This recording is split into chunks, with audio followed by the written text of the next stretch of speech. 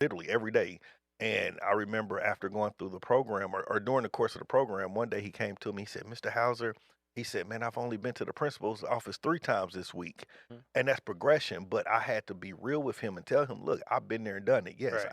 I sat in there, I sat in Mr. McLeod's office plenty of times at Broad Ripple. I was in Mr. Gantt's office. Mhm. So Mhm. I was in trouble a whole lot, Um, but it is just being real, like share with them. They need to know that you understand because how can I connect with you if you never been to where I'm trying to be at or what I'm trying to do?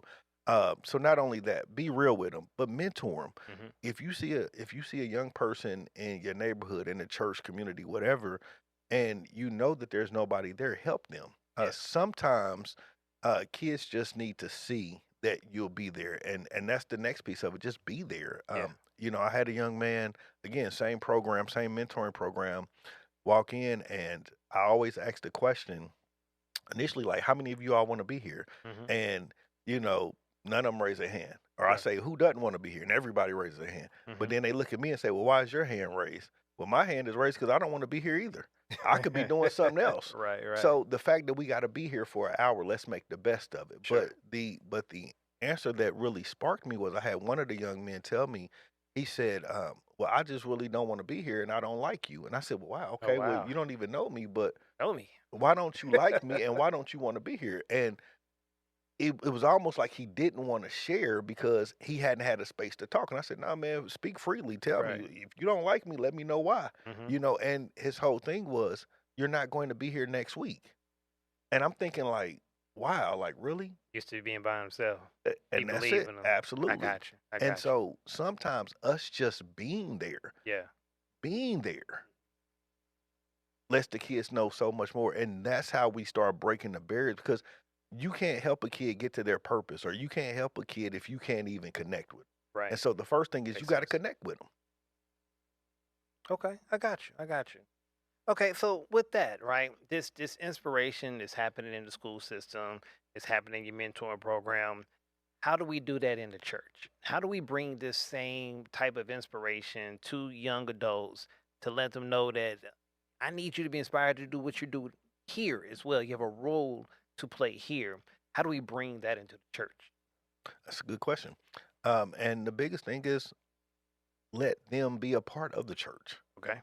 And I know that sounds very like basic and novice, but let them be a part of the church. Okay. Oftentimes, I remember at one of the churches I used to be at a while ago.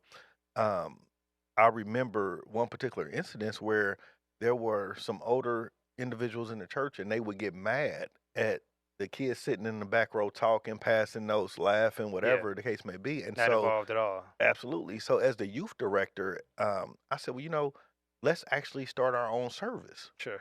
And at that point, it's okay. So now we'll have the youth pull from the back of the church, and now we'll put them up front. So we Mhm. had, a youth speaker, we had youth music, we had youth praise and worship, if It's you good. will.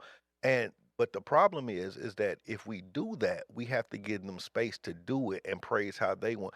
the The message doesn't change, Sure. but the way we deliver the message can change. Amazing Grace is still the same whether we're doing it in the hymnal or we're Mhm. doing it in rap. It's still Amazing Grace.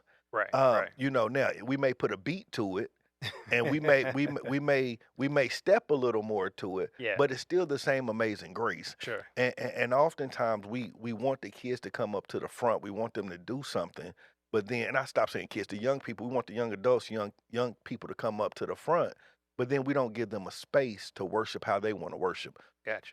I mean, we're not in and we're not in we're in a new generation. Okay. And so, yes, their music is different. They how they respond to stuff is different. We're in this technology phase now. Mhm.